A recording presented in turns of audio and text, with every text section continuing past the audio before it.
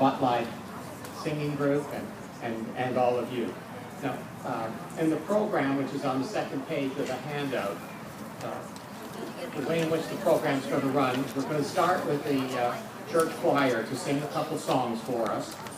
That's going to be followed by the candle blessing by our cantor Ellen, and then we'll have the lighting of the Hanukkah candles, and then and after the lighting of the Hanukkah candles, Cantor Allen will then go through a few traditional songs and a few other songs.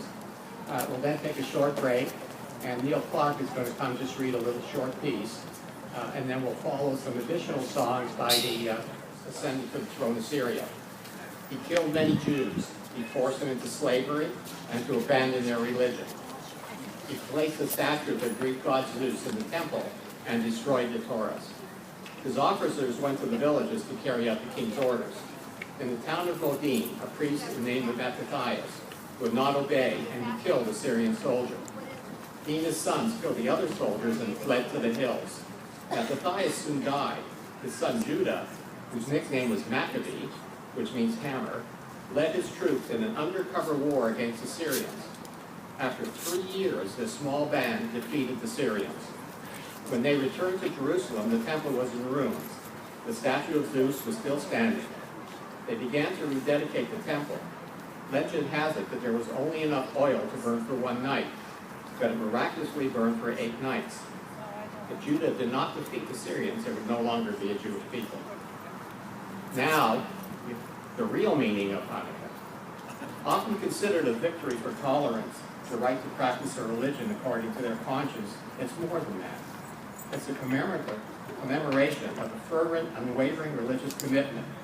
It emphasizes the ancient covenant demanding that Jews differentiate themselves from their pagan neighbors and oppressors. The second real meaning involves the miracle of oil.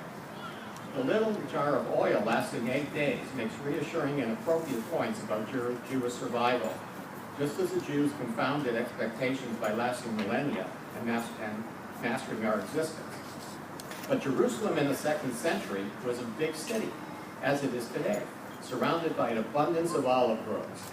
The actual answer does not involve the quantity of oil, but the quality, its purity.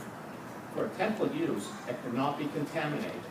So the miracle was that they found one uncontaminated jar of oil, and it lasted until new oil could be produced from scratch that met Jewish laws. The Maccabees were tough and courageous, and determined to maintain their ancient faith. The Hanukkah message is that we are supposed to differentiate, to be different, no matter how inconvenient, uncomfortable, or challenging that might be. I'd now like to call upon the First United Methodist Church Choir, and I'm going to ask you to be real careful when you come up the steps because of the electric cords that we have.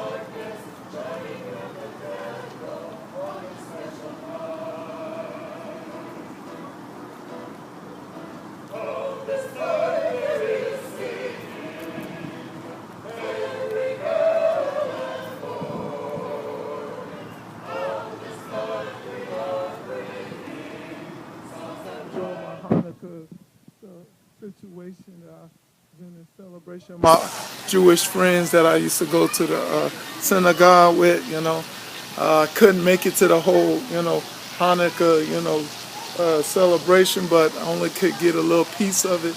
But hey, I hope you enjoyed the little stuff in Hanukkah. Hear what he said: stand up for your, faith, and don't surrender to the pagan idols that are going on in this world. Is what I'm all about. So I hope you got that understanding of Hanukkah. All right, God bless you. See you later.